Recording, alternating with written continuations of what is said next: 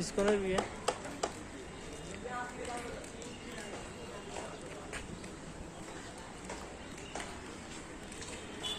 এটা হচ্ছে আমাদের চট্টগ্রামের শ্রী শ্রী কবিল্লধাম আশ্রমের গেট।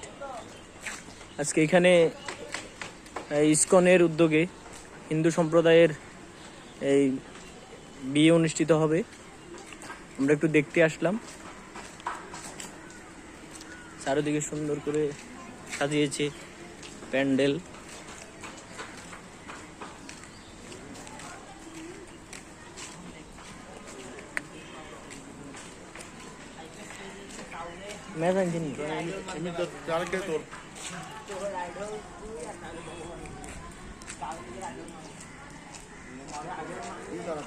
সুন্দর করে খেলা আছে না